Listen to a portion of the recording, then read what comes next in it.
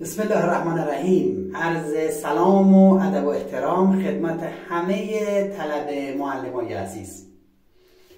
کلیپ شماره 2 رو در خدمت شما عزیزان هستیم. در کلیپ شماره 1 در انتهای کلیپ یک سوالی رو مطرح کردیم مبنی بر اینکه وظیفه معلم آموزش است یا تدریس. خب برای اینکه ما بتونیم پاسخ این سوال رو بدیم اصلا باید بدونیم که تدریس چیه. قبل از اینکه وارد این مبحث بشم بهتره آنچه را که گذشت رو خدمت شما عزیزان یک بار دیگه بسیار سریع تکرار بکنم.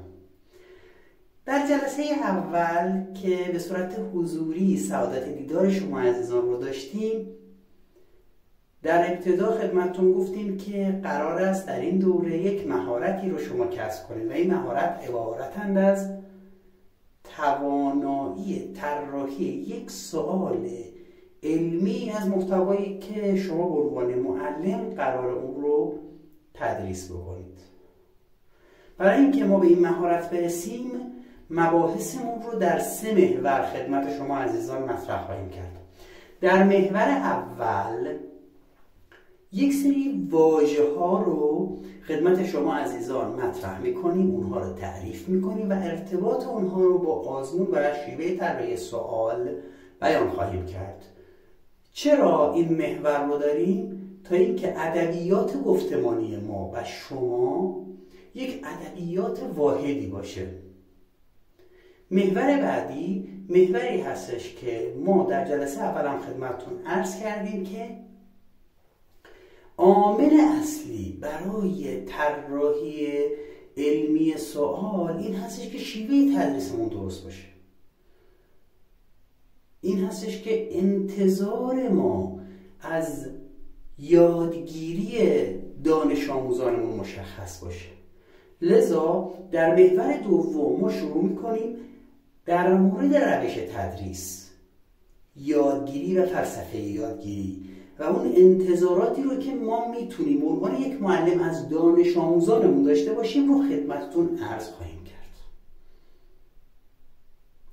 محور سوم محوری هستش که ما میایم انواع آزمون ها رو مطرح میکنیم و یک اصول و قاعده ای از انواع آزمون ها برای طراحی و برای تصحیح برگه ها خدمت شما عزیزان بیان خواهیم کرد. پس 3 محور کار داریم که این 3 محور کار باید طی بشه. به واسطه این 3 محور کار این انتظار رو از شما داریم که در انتها شما بتونید مهارت طراحی یک سوال علمی از یک محتوای آموزشی رو کسب بکنید. خب ما توی جلسه اول چند تا واژه رو با هم دیگه بررسی کردیم. این واژه ها کدوم بودن؟ اگر یادتون باشه و خاطر شریفتون باشه ما اومدیم ابتدا در مورد اندازه‌گیری صحبت کردیم. خب اندازه‌گیری خیلی خلاصه ما اومدیم اون رو تعریف کردیم و گفتیم که اندازه‌گیری تبدیل یک ویژگی به نمره است. خب ما در مورد ویژگی ها قراره صحبت الان من انتظارم از پایان دوره این هستش که شما این ویژگی و این مهارت رو کسب بکنید که سوالات رو به صورت علمی طراحی بکنید. خب اگر قرار من آزمونی بگیرم باید حول و حوش همین ویژگی باشه. پس اگر من بخوام یک ویژگی رو به یک نمره تبدیل بکنم به این کار میگن اندازه‌گیری که در موردش در جلسه اول کامل صحبت کردیم. بعداً اومدیم برای اینکه ما یک اندازه‌گیری دقیق داشته باشیم. اندازه‌گیری خودش فی نفسه ارزشی برای ما نداره. آنچه که برای ما ارزشمند هست این هستش که ما جمع‌آوری اطلاعات رو خیلی دقیق از منابع مختلف داشته باشیم که جمع‌آوری اطلاعات رو گفتیم خدمتتون اسمش میشه سنجش. پس سنجش رو هم برای شما بیان کردیم و در نهایت اگر من سنجش دقیق داشته باشم یعنی جمع‌آوری اطلاعات رو از دیدگاه‌های متفاوت از جنبه‌های مختلف به صورت کلی از طرق مختلف داشته باشم، به صورت کمی، به صورت کیفی، این جمع‌آوری اطلاعات رو داشته باشم، در نهایت میتونم این حرف رو بزنم که من جمع‌آوری اطلاعات یا سنجش دقیقی خواهم داشت. حالا اگر سنجش دقیقی خواهم داشت، این سنجش به من کمک میکنه که قضاوت ارزشی درستی داشته باشم. مبحث ما مبحث ارزشیابی بود که ما خدمتتون ارزشیابی گفتیم یا ارزیابی که تعریفش کردیم با عنوان قضاوت ارزشی. ما اینا رو در جلسه اول گفتیم. در کلیپ شماره 1 اومدیم در مورد آموزش صحبت کردیم و گفتیم که آموزش مجموعه فعالیت‌های هدفمندی هستش که منجر میشه به تسهیل یادگیری. انواع آموزش در مورد آموزش رسمی، نیمه رسمی و غیر رسمی هم مطرح کردیم. حالا من هنوز جایگاه ارزشیابی در آموزش رو مطرح نکردم. قراره در این جلسه به یک سوال پاسخ بدیم و اون سوال این هستش که وظیفه من معلم سنجش است، آموزش است، تدریس است، وظیفه من چیه؟ که اومدیم با توجه به اینکه آموزش رو حسابی باز کردیم گفتیم که آقا جون بهترین سوال این هستش که من بیام وظیفه معلم رو ببینم آموزش است یا تدریس و قراره در این کلیپ در مورد تدریس صحبت رو کنیم. حالا ببینیم تدریس چیه؟ همونجوری که قبلا با شما این رفتار رو داشتم و دوست دارم که شما هم توی زمینه علوم تربیتی همچین اخلاقی داشته باشید. برای شناسایی کلمات حتما اونها رو مترادف با یک کلمه، با یک دو کلمه، سه کلمه بیشتر نه، مترادف در نظر بگیرید که راحت تر بتونید اونها رو شناسایی بکنید. اندازه گیری گفتیم که تبدیل ویژگی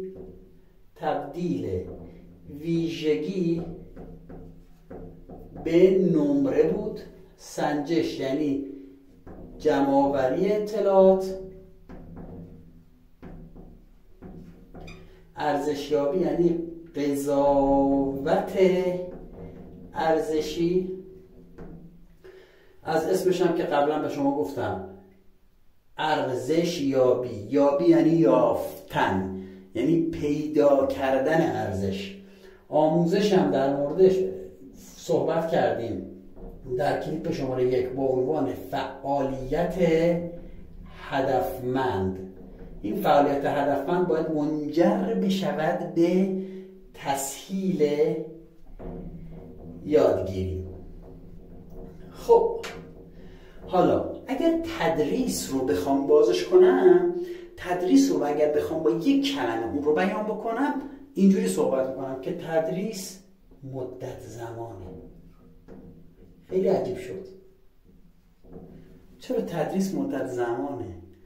در واقع مدت زمانی هستش که ارتباط متقابل معلم با شاگرد رو ما بهش بگیم تدریس یا شاگردان. خب در قانون داریم که تدریس معلمان ابتدایی در طول هفته، تدریس دبیران در متوسط در طول هفته 24 ساعت. خب این بر اساس 24 ساعت براتون ابلاغ میزنند و بر اساس اون ابلاغ حق و زحمه شما رو پرداخت میکنند. این ارتباط معلم با شاگرد فقط ارتباط صرفه. فقط یک نکته باید خیلی توجه بکنید که تدریس جزئی از آموزشه. یعنی چی؟ یعنی اگر من یک تخم مرغ رو شما فرض بکنید، این ذره تخم مرغ میشه تدریس،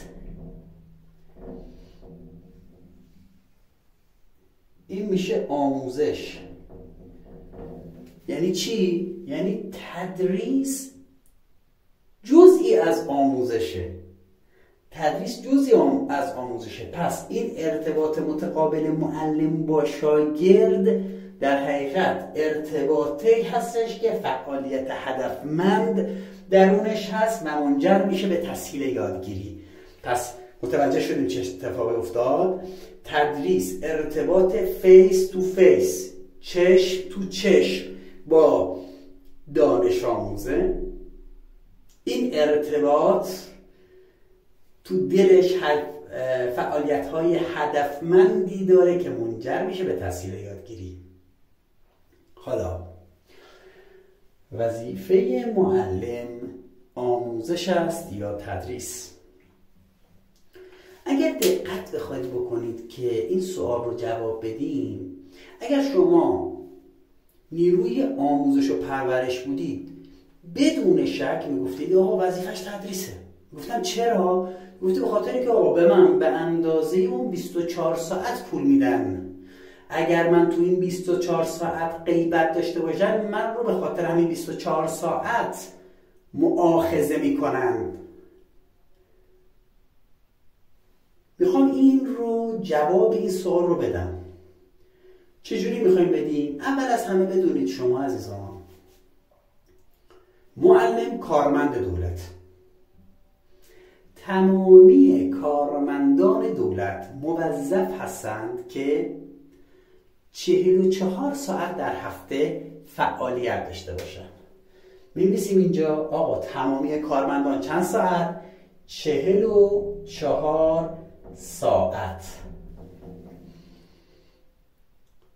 کسانی که آموزشی هستند موظف هستند 24 ساعت در هفته تدریس داشته باشند. ولی وظیفت همون 44 ساعته است. یعنی ببینید یک اختلاف 20 ساعته من اینجا دارم. این اختلاف 20 ساعته فعالیت‌های هدفمندی که باید خارج از کلاس درس به صورت هدفمند طراحی بکنم تا اینکه دانش آموزان من به اون تسهیل یادگیری برسند. یعنی چی؟ همونجوری که من توی تعریف آموزش خدمتتون گفتم من به عنوان یک معلم مطالعه میکنم و این مطالعه یک فعالیت هدفمندی هستش که با ارتقا و توسعه حرفه‌ای خودم در کلاس درس بتونم مسلط باشم. من معلم روزانه نیم ساعت پیاده روی میکنم به عنوان یک معلم ابتدایی و حتی متوسطه. یکی از شاخصهای معلم اخلاق مداریه و عامل اصلی اخلاق مداری در کلاس درس بالا بودن آستانه تحمله. این سعی صدر بالا، برای به دست آوردن این سعی صدر من موظف میکنم خودم رو روزانه نیم ساعت دوچرخه سواری کنم، پیاده روی بکنم. من توی خونه میشینم سوال طراحی میکنم که این سوال یک فعالیت هدفمندی هستش که منجر بشه به تسهیل یادگیری. من میشینم در منزل و طرح درس می‌نویسم، یعنی نقشه راه تدریسم رو، فعالیتایی که قراره تو تدریس انجام بدم رو پایه‌گذاری میکنم. اینا همش نشستم تو خونه دارم فکر میکنم، خلق میکنم یک موقعیت چالشی رو، میخوام ببینم، طراحی میکنم یک موقعیت چالشی رو دارم. درس هدیه‌های آسمان یا به اعتبار دین و زندگی رو برای دانش آموزانم میخوام ارائه بدم. توی این فرایند میخوام تدریسم رو با یک سوال چالشی، با یک موقعیت چالشی شروع بکنم. توی خونه نشستم 1 ساعت، نیم ساعت فکر میکنم.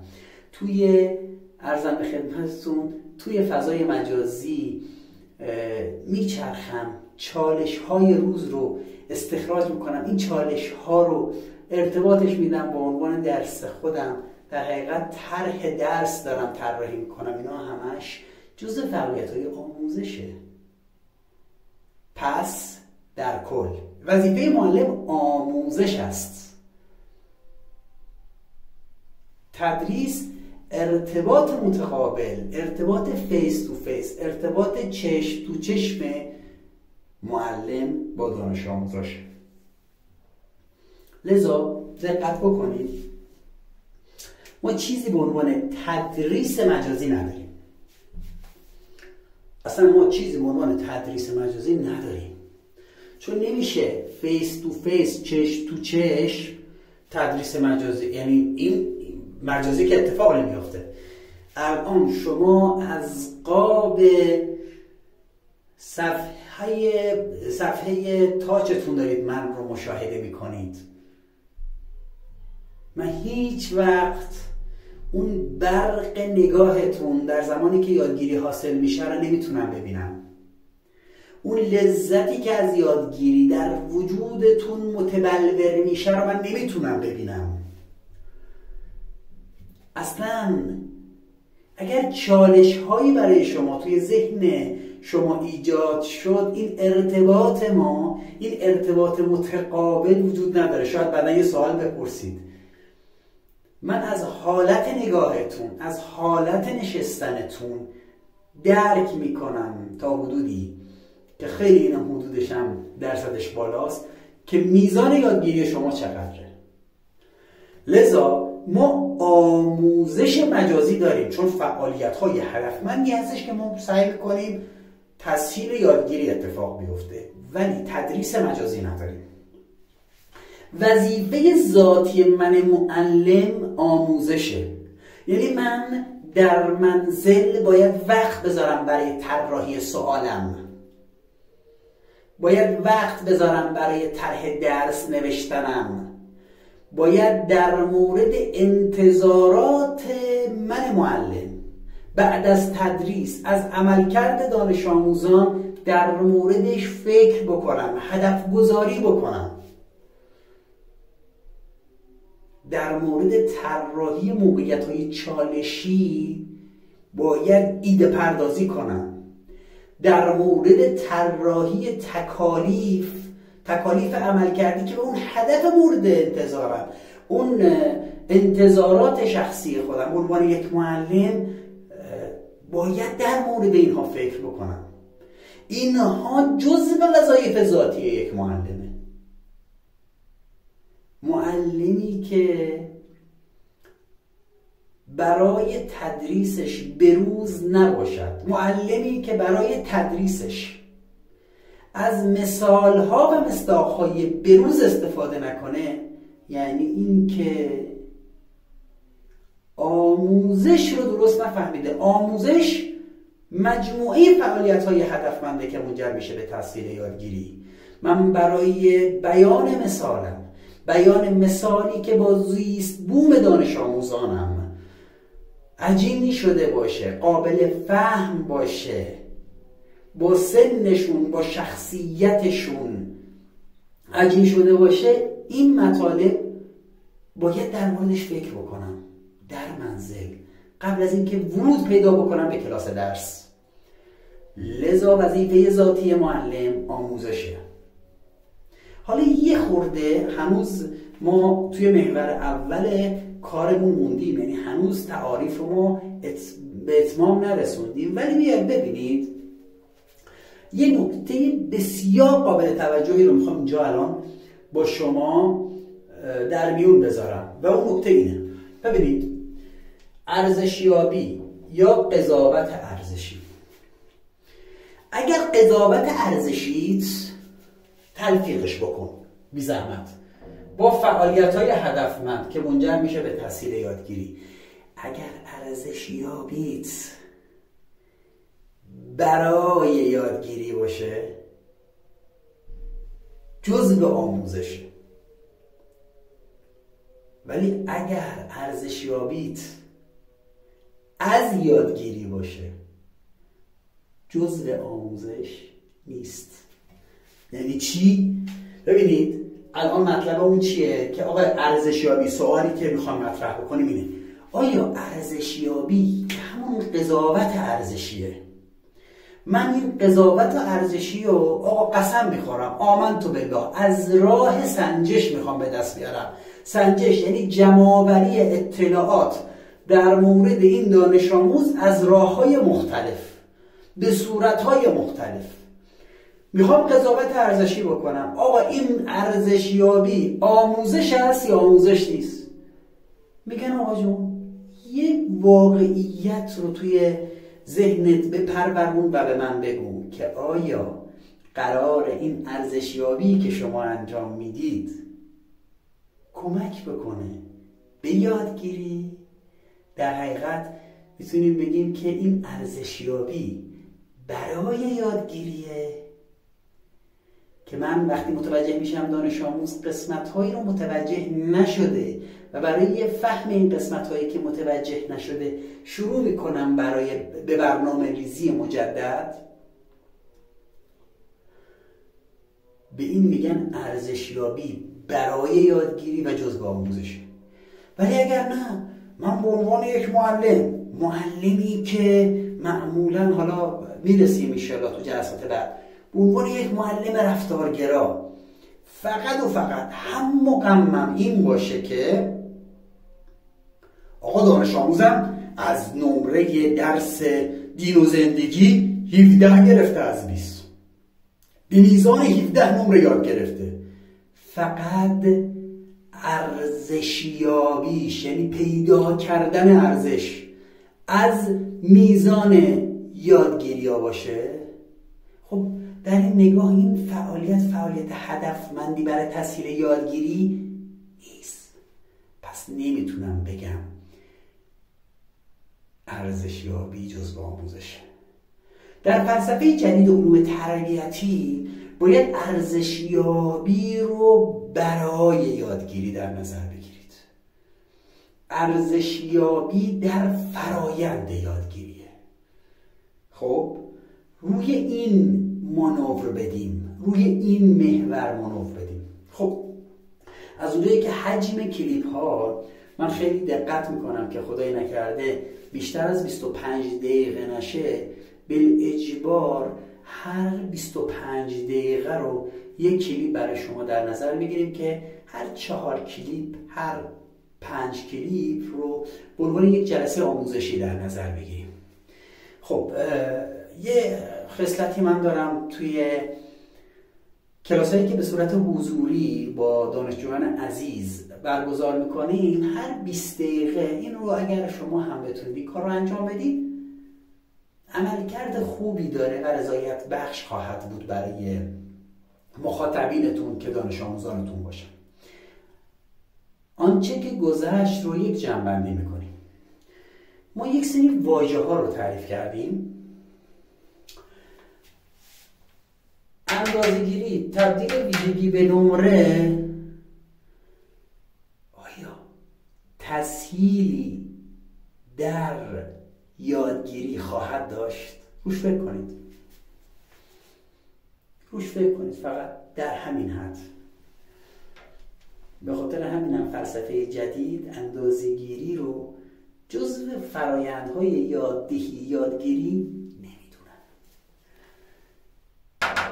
سنجش، وقتی من دارم جمع‌آوری اطلاعات میکنم 100% این جمع‌آوری اطلاعات یک ارتباطی برقرار میکنه به صورت ناخودآگاه توی فعالیت‌های شخصی من به عنوان معلم، روش تدریسم، نگاهم، اینها تغییر پیدا میکنه.